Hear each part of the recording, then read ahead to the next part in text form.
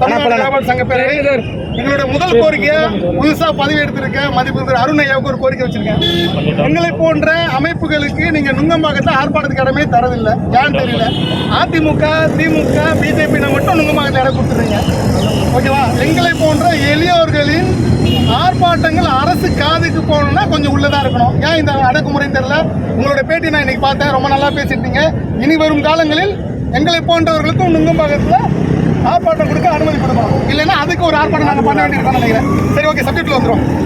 இன்றைய தினம் கள்ளுக்கடைகளை திறக்கணும்.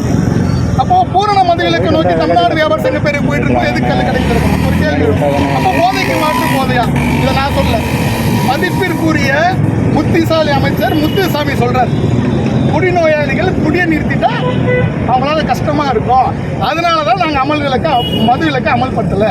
கனிமொழி சொன்னாங்க, நாங்கள் ஆட்சிக்கு வந்தோன்னே எல்லா மது கடைகளையும் மூடிடுவோம், திமுகவில் நடத்தும் மது ஆலைகளையாவது மூடுவோம் அப்படின்னாங்க. அவங்க இப்போ எங்க இருக்காங்க தெரியல. நீங்க மைக்கு கிட்ட ஓடி போயிடுறாங்க. இந்த கேள்விகளை அவங்களுக்கு கேட்கணும். கள்ளுக்கடைகள் எதுக்குன்னு கேட்டீங்கன்னா, அவர் சொன்ன மாதிரி குடிநோயாளிகள் உடனே குடியை நிறுத்திட முடியாது. அப்போ அவர்களுக்கு ஒரு கால அவகாசம், அந்த கால அவகாசம் போதை ஆசிரியமைகளை ஓரளவு நல்வழிப்படுத்தும். அதாவது நம்ம துரைமுருகன் சொன்ன மாதிரி டாஸ்மாக் சாராயத்தை கிக்கு கிடையாது. ஒரு அமைச்சர் பேசுற பேச்ச பாருங்க, டாஸ்மாக் சாராயத்துல கிக்கு கிடையாது. அதனால கள்ளச்சாராயத்தை போய் பிடிக்கிறோம். தமிழ்நாட்டில் இருக்க 7.5 கோடி மக்களை இந்த நாட்டில் ஆளுகின்ற அமைச்சர்களை இப்படி கேவலப்படுத்தினா அடுத்த ஸ்டேட்காரன் நம்மளை எப்படி பார்ப்பான்? அவ்வளவு ஒரு இழிவான அரசியல் இங்க இருக்கு. எம்ஜிஆர் அவர்கள் கள்ளுக்கடைகளை மூடினார். எதுக்கு மூடினாரு எனக்கு இன்னைக்கு வரை விட தெரியல. அவரை பெரிய அளவில் சொல்றாங்க, வள்ளுவர் சொன்னாரு, அதனால அப்படி இருக்கும். அப்ப கள்ளசாராயம் குடின்னு வள்ளுவர் சொன்னாரா? சாராயத்தை குடின்னு வள்ளுவர் சொன்னாரா? எதுக்கு கள்ளசாராயத்தை மூட மாட்டேன்றீங்க? ஜெகத் ரட்சகன், ஏவா வேலு, டிஆர் பாலு, மிடா சசிகலா, எல்லா கட்சிகளும் சாராய ஆலை நடத்துறீங்க. மாச கணக்கில் வருஷ கணக்கில் 10,000 கோடி வருமானம் வருது, அதனால மூட மாட்டேன்றீங்க. அப்போ எளிய விவசாயிகள் எங்க பிழைத்திருக்கோம்? நாங்களாம் தென்னகத்திலிருந்து வந்தோம். தென்னகத்திலிருந்து நாங்க எதுக்கு வந்தோம்? வானம் போயிட்டு சரி, பணம் ஏறி கல் ஏறிக்க நாங்க பொழைச்சிக்கலாம் வாய்ப்பு இல்லை. அங்க இருந்து இங்க சென்னைகள்ல அகதிகளாக வந்தோம் நாங்க. உண்மை தானே? தமிழ்நாடுலாம் சென்னையில் வரும்போது எவ்வளவு பிரச்சனை வருது. கடை வைக்கும் போது வெளியூர்காரன் உள்ள வந்து கடை வைக்கிறேன்னு சொல்லிட்டு பல பாட்டில்கள் கடையில் உடைக்கப்பட்டன. அதற்காக என் தலைவர் முத்துக்குமாரால் தொடங்கப்பட்டதுதான் சென்னை புறநகர் வணிகர் சங்கம் பேரவை. அதுதான் வணிகர் சங்கத்தோட வரலாறு, சும்மா கிடையாது. ஓகேங்களா? இன்னைக்கு மறுபடியும் அதே பிரச்சனை. கஞ்சா அடிக்கிறான், சாராயம் குடிக்கிறான், கடையில் போய் மாமூல் கேட்கிறான், பாட்டில் உடைக்கிறான். முதல்வர் கேட்கலையா? மக்கள் மாசம் எங்களுக்கு 1000 ரூபாய் கொடுத்தா போதும், எவன் தாலி எடுத்தாவது 1000 ரூபாய் கொடுத்தா போதும் அப்படின்னு 40 தூக்கி கொடுத்துட்டீங்க. தவறு யார் மேல? மக்கள் மேல தானே. இன்னைக்கு 65 பேர் செத்துருக்காங்க, கேட்க நாதி இல்லை. அது முடிஞ்சு ஒரு வாரத்தில் 3 பேர் சார் யார் கேட்குறீங்க? எந்த ஊடகங்கள் இதை பெரிதுபடுத்திக்கிட்டன? அதுக்குள்ள அடுத்த விஜய் நலத்திட்ட உதவி கொடுத்துட்டாரு, அது பெரிய விஷயம் ஆயிடுச்சு. 65 பேருக்கு சாவுக்கு நியாயம் என்ன?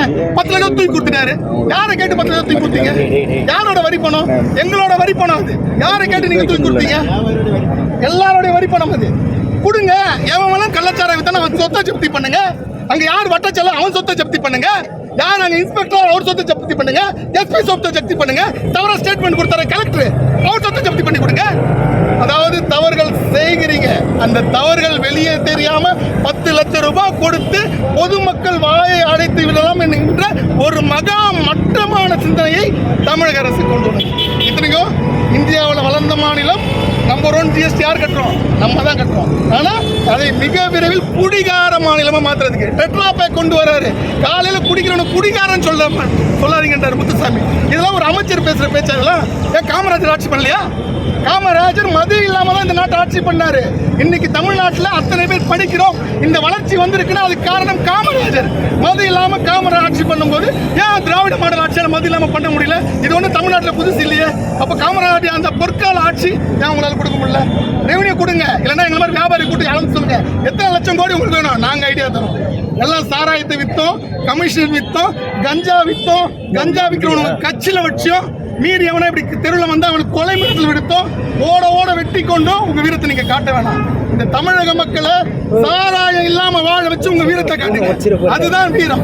அதுதான் மூதறிஞர் கலைஞர் அவர்கள் மகன் நீங்க மாற்றத்திக் கொள்வதற்கு அதுதான் உங்களோட விஷயம். அதை விட்டு சும்மா இப்படி கள்ள சாராயம் வித்துட்டு ஜாபர் சாதி போன்ற கஞ்சா விற்கிறவங்கள கட்சியில சேர்த்துட்டு சினிமா படத்துல முடக்கி சாராய ஆலைகளை திறந்து அப்படி சம்பாதிச்சா போதுமா? நாட்டை பாருங்க சார், 65 பேர் செத்து போயிட்டான் சார். உங்க வீட்டில் ஒரு பொண்ணு இப்படி குடிச்சு உங்க வீட்டில் ஒரு பையன் குடிச்சானா நீங்க ஒத்துப்பீங்களா சார்? நீங்க 5 ஸ்டார் ஹோட்டல்ல போய் 50,000 1 லட்சம் சரக்கு அடிக்கிறீங்க சார், உங்களுக்கு தெரியாது சார்? ஏழைகள் என்ன சார் பண்ணுவாங்க? டாஸ்மாக்ல சரக்கு 200 ரூபாய் 30 கடைக்கு போய் குடிக்கிறான் சார். கண்ணுக்குட்டி 25 வருஷமா கள்ள சாரம் வைக்கிறான். 70 கேஸ்கள் ஒரு மேல இருக்கு. திமுக 25 வருஷத்துல 10 வருஷம் அதிமுகவும் ஆட்சியில் இருந்திருக்கு. அப்ப யார் இருந்தாலும் போச்சு? 70 வழக்குகள் வச்சு ஒரு கள்ளசார வியாபாரி கள்ளசாரம் விற்கிறான் என்றால் அந்த தைரியத்தை அவனுக்கு கொடுத்தது யார்? இதுக்கெல்லாம் தீர்வு காணணும்.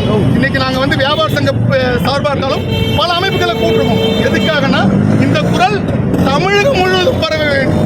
வெறும் வியாபாரிகள் குரல அடங்கி ஒடுங்கி விடக்கூடாது. அதனால பெரிய கட்சியில நாங்கள் கூப்பிடல. ஒரு வாட்டி ஒரு ஸ்ட்ராட்டஜி எடுப்பாங்க. திமுக இருக்கும்போது அதிமுக கடையை மூடணுமா, அதிமுக இருக்கும்போது திமுக கடையை மூடணுமா, கூட்டணி கட்சிகள் மாறி மாறி கூட்டணி வைக்கும் போது அவரோட கொள்கைகள் மாறும். அதான உண்மை. அப்போ மக்களுடைய புரட்சி எப்படி ஜல்லிக்கட்டுக்கு ஆதரவாக ஒரு மக்கள் புரட்சி நடந்ததோ, சிறிய சிறிய அமைப்புகள் எப்படி ஒருங்கிணைந்து ஒரு மிகப்பெரிய சர்வாதிகாரத்தை பீட்டா, இன்டர்நேஷனல் லெவல்ல பெரிய அமைப்பு பீட்டா ஆட்டோ கட்சி ஓட விட்டாங்களே, அந்த மாதிரி இந்த அரசு ஓடக்கூடாதுன்னு நான் நினைக்கிறேன். தயவு செய்து கல்லுக்கு அனுமதி கொடுங்க. என்ன பிரச்சனை? உங்க ஊரு தென்னை விவசாயியும் பண்ண விவசாயம் பிழைக்க போறான். வெளிநாட்டுல இருந்து ஒருத்தர் வந்து பிழைக்க போறது இல்லை. மினா சசிகலாவுக்கு தினமும் 42 கோடி போக போறது இல்லை. பல லட்சம் கோடி வச்சிருக்க ஜெகத்ரட்சன் காசு போக போறது இல்லை. டிஆர் பாலு கப்பல் வச்சிருக்க டிஆர் பாலு காசு போக போறது இல்லை. பல லட்சம் கோடி வச்சிருக்க ஏவாவேலு காசு போக போறது இல்லை. யாருக்கு போக போகுது? எங்க விவசாயிக்கு போக போகுது. சென்னை 1.5 கோடி இன்னும் ஊருக்கு வந்து அந்த சென்னை தாங்குமா? அதெல்லாம் கொஞ்சம் யோசிங்க. கண்டிப்பா இதுக்கு ஒரு முடிவு எடுப்போம். இல்லை என்றால் எங்கள் உயிர் தான். ஏன்னா ஒரு வாட்டி கல்லு கடை ஆர்ப்பாட்டம் துப்பாக்கி சூட்டை அந்த துப்பாக்கி சூட்டை எங்கள் நெஞ்சில் வாங்கிக் கொள்ளவும் நாங்கள் தயாராக இருக்கோம். ஓகேங்களா? இந்த நாடு வளம் பெற வேண்டும், இந்த நாட்டு மக்கள் வளம் பெற வேண்டும், இங்கே விவசாயிகள் வளம் பெற வேண்டும் என்றால் அந்த துப்பாக்கி குண்டுகளை இங்கே நெஞ்சில் வாங்கிக் கொள்ள நானும் தயார். என் பின்னாடி இருக்க கண்டிப்பா அரசு ஒரு பாடம் கட்டும். வாழ்க சுதேசி வணிகம், வளர்க சுதேசி வணிகம். இந்த 10 லட்சம் ரூபாய் அதே போல அதாவது கள்ளச்சாராயம் காய்ச்சல் 10 லட்சம் அபராதம் நாங்க கேட்டோன்னே அதை இம்ப்ளிமெண்ட் பண்றாங்க. ஒருத்தர் கள்ளச்சாராயம் காய்ச்சணும்னா அதுக்கு நிரூபிக்க சாட்சி வேணும். காவல்துறை நண்பர்கள் இங்க இருக்காங்க. எத்தனையோ வழக்குகள் சாட்சிகள் இல்லாம டிஸ்மிஸ் ஆகுறது நீங்க பாத்துருக்கீங்க. அங்க இருக்க பகுதியில் இருக்க காவல்துறை நண்பர்கள் உதவி இல்லாமல் ஒரு கள்ளச்சாராயத்தை காய்ச்ச முடியாது. கோர்ட்டுக்கு பின்னாடி கள்ளச்சாராயம் காத்து விற்கிறாங்க. ஏன் ஜட்ஜுக்கு தெரியல, போலீஸ் தெரியல. அதனால இதெல்லாம் வந்து வேற சந்தைகள். ஓகேங்களா? நாங்க என்ன சொல்றோம், நீ கள்ளச்சாராயம் காய்ச்சி வீப்பா, ஒன்றும் தப்பில்லை. ஆனா சம்பந்தப்பட்ட அத்தனை அதிகாரிகளும் ஜப்தி பண்ணுங்க சொத்தை. ஒரு அரசு அதிகாரி சொத்தை ஜப்தி பண்ணா அந்த அரசு அதிகாரி அடுத்த வாட்டி கள்ளச்சாராயம் காய்ச்சி விட மாட்டார்ல. உண்மை தானே? அதை நோக்கி போங்க. கல்லு கடைகளை தொடங்க. கல்லுல கலப்படன்றீங்க, ஓகே, கல்லு குடிச்சா முடக்குவாதன்றீங்க. கல்லுக்கு வந்து உணவு பொருள். அதனால ஏதாவது ஒரு பிரச்சனை வந்தா 10 கோடி தரேன் நல்ல சாமி சொல்லிட்டு இன்னைக்கு ஒரு பதில் உண்டா? இன்னைக்கு ஒரு அதுக்கு பதில் பேசுங்க. ஏன் பக்கத்துல கேரளால கல் இருக்கு, கர்நாடகால கல் இருக்கு, ஆந்திரால இருக்கு. அங்க இருக்க செத்தா போயிட்டா? கேரளாவோட நம்பர் 1 குடிக்கிற மாநிலம் தமிழ்நாடு. கேரளாவில் தான் அதிகம் பேர் குடிக்கிறான். அங்கேயே கள்ளச்சாராயம் மரணம் இல்லை. அந்த கேள்விகளை நீங்க யோசிச்சு தயவு செஞ்சு இதெல்லாம் போட்டு முதல்வர் காதுக்கு போற மாதிரி பாருங்க. முதல்வர் வந்து வெறும் சினிமா விழாக்கள்ல மட்டும் நடிச்சா போதாது. இதெல்லாம் கொஞ்சம் பார்க்க சொல்லுங்க. அதாவது இன்னைக்கு கெட்டு குட்டிச்சவரான நீங்க பின்னாடி பாருங்க. அத்தனை பேரும் இன்னைக்கு இளைய தலைமுறைய குடிச்சு கெடுத்ததுல மிகப்பெரிய பங்கு நடிகர்களுக்கு தான் உண்டு. தினமும் வைக்கிறீங்களே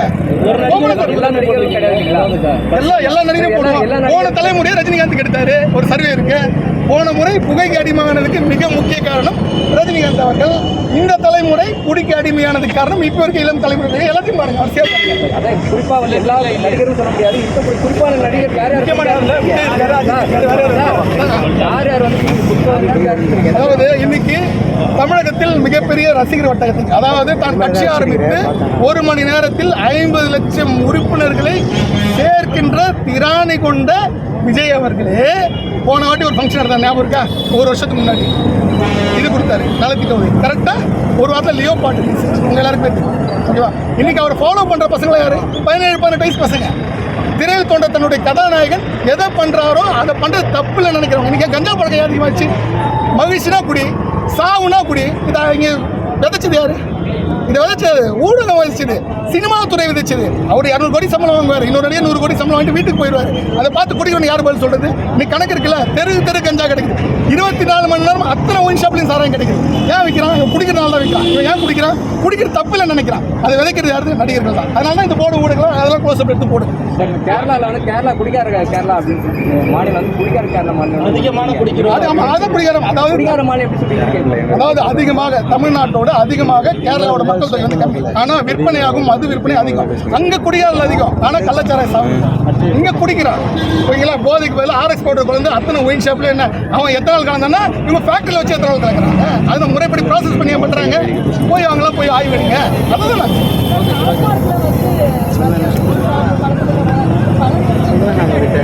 என்னடா பண்ணேன், எனக்கு தான் வலிக்குது. அது மாத்திரம் தானே அரசாங்கத்தை வேலை.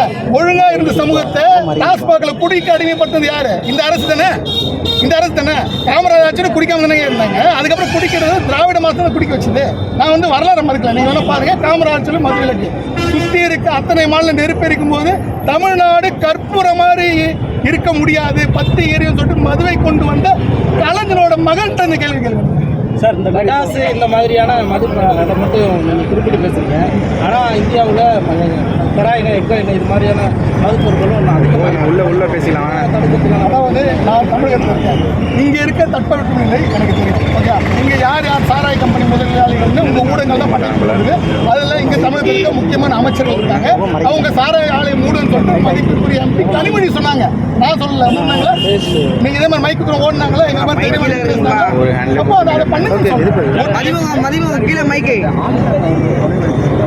மதுபானங்கள் குடிச்சு தான் வந்து ஆமா, அது உண்மைதான். இன்னைக்கு இந்த கொலை சம்பவங்கள் அதிகமாகிடுச்சுன்னா அவனுக்கு கஞ்சாவை கொடுக்குறான். யாரை வெட்டுறான் என்ன வெட்டுன்னு கூட தெரியல. ராம்ஸ்டார் அவ்வளோ பேர் கடைசியில் அவரோட இறுதி அஞ்சலிக்கு வந்தாங்க. ஓகேவா? அவ்வளோ மிக செல்வாக்கு மிக்க தலைவரே அவர் வீட்டருகே வெட்டி கொள்வதற்கு ஒரு கூலிப்படைக்கு தைரியம் வருகிறது என்றால் போதை தான் அந்த தைரியத்தை கொடுக்குது. நாளைக்கு நான் இன்னைக்கு பேசுறேன், நாளைக்கு நான் கூட குத்தி கொல்லப்படலாம். ராம்ஸ்டாங்கெல்லாம் அது நியூஸ் ஆயிடுச்சு. அருண்குமார் குத்தி கொல்லப்பட்டால் ஒரு கஞ்சா வியாபாரியால என்ன பண்ணுவீங்க? இந்த ஊடகங்கள் இன்கேஸ் நான் குத்தி கொல்லப்பட்டது நியூஸ் அவர் பேசினாரு, அவர் குத்தி கொல்லப்பட்டாரு. அப்பயாவது முதல்ல சரி, ஓகேண்ணா, நன்றி நன்றி.